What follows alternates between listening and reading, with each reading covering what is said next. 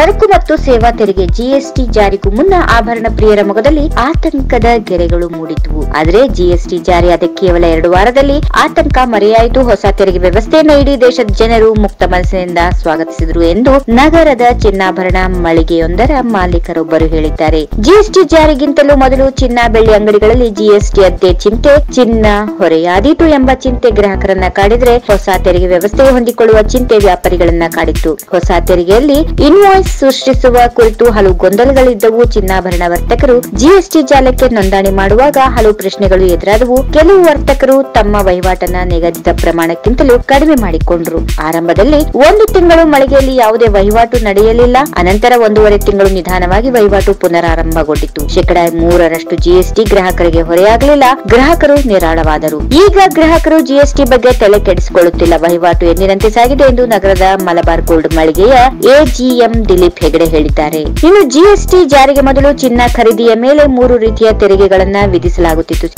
1% ಸೀಮಾ ಸುಂಕ, 1% ಸೇವಾ ತೆರಿಗೆ ಹಾಗೂ 1% ಮೌಲ್ಯಾಧಾರಿತ ತೆರಿಗೆ ವ್ಯಾಟ್ ಇದ್ದವು. ಬೇರೆ ಬೇರೆ ರಾಜ್ಯಗಳಲ್ಲಿ ಬೇರೆ ಬೇರೆ ತೆರಿಗೆ ಜಾರಿಯಲ್ಲಿದ್ದವು. ವರ್ತಕರು ಅನ್ಯ ರಾಜ್ಯಗಳಿಂದ ಚಿನ್ನ ತಂದರೂ ಗ್ರಾಹಕರಿಗೆ ಕರ್ನಾಟಕದಲ್ಲಿ ಜಾರಿಯಲ್ಲಿದ್ದ ತೆರಿಗೆಯನ್ನೇ ವಿಧಿಸಲಾಗುತ್ತಿತ್ತು. ಇದರಿಂದ ವರ್ತಕರು ಹಲವು ಗೊಂದಲಗಳನ್ನ ಎದುರಿಸುತ್ತಿದ್ದರು. ಜಿಎಸ್ಟಿ ಜಾರಿಗೆ ಬಂದ ನಂತರ ಏಕರೂಪ ತೆರಿಗೆ ವ್ಯವಸ್ಥೆಯ ಅಡಿ ಎಲ್ಲಾ ವಹಿವಾಟುಗಳು ಒಂದೇ ಸೂರಿನ ಅಡಿ ಬಂದವು. 3% ಜಿಎಸ್ಟಿಯಲ್ಲಿ 1.5% ಕೇಂದ್ರದ ಪಾಲಿನ ತೆರಿಗೆ, ಸಿಜಿಎಸ್ಟಿ 1.5% ರಾಜ್ಯದ ಪಾಲಿನ ತೆರಿಗೆ, ಎಸ್ಜಿಎಸ್ಟಿ ಹಂಚಿಕೆ ಮಾಡಲಾಯಿತು. ದೇಶದ ಅಭಿವೃದ್ಧಿಯ ದೃಷ್ಟಿಯಿಂದ ಜಿಎಸ್ಟಿ ಸೂಕ್ತವಾದ ಕ್ರಮ. ಮೊದಲು 106 ಸವಾಲುಗಳು ಮಲ್ಟಿ ಪಾಯಿಂಟ್ಸ್ ಇದ್ದವು. ಈಗ ಇರುವುದೊಂದೇ ಸಿಂಗಲ್ ಪಾಯಿಂಟ್ ತೆರಿಗೆ. 1 ವರ್ಷದಲ್ಲಿ ದೊಡ್ಡ ಸಮಸ್ಯೆಗಳೇನು ಸೃಷ್ಟಿಯಾಗಿಲ್ಲ. ಪ್ರತಿ ಗ್ರಾಹಕ ಹಾಗೂ ವರ್ತಕನಿಗೆ ತೆರಿಗೆ ಕಟ್ಟುವುದು ಹೆಮ್ಮೆಯ ವಿಚಾರವಾಗಬೇಕು ಎಂದು ಚಿನ್ನ ಬೆಳ್ಳಿ ಮಾರಾಟಗಾರರ ಸಂಘದ ಅಧ್ಯಕ್ಷರಾದ ಶ್ರೀ ವರಲಕ್ಷ್ಮಿ ಜ್ಯುವೆಲ್ಲರ್ಸ್ ಮಾಲಕರಾದ ಎನ್.ಡಿ. ಹರಿಪ್ರಸಾದ್ ಅವರು ಹೇಳಿದರು. ಕೇವಲ 1 ವರ್ಷದಲ್ಲಿ 75% ಜನ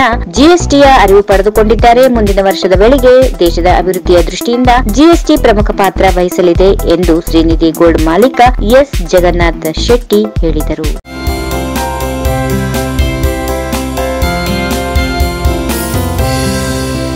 if you like this video ಬೇಗ ಲೈಕ್ ಮಾಡಿ, ಕಾಮೆಂಟ್ ಮಾಡಿ, ಶೇರ್ ಮಾಡಿ ಹಾಗೂ ಯೋಯೋ ಟಿವಿ ಕನ್ನಡವನ್ನು ಸಬ್ಸ್ಕ್ರೈಬ್ ಮಾಡಿ.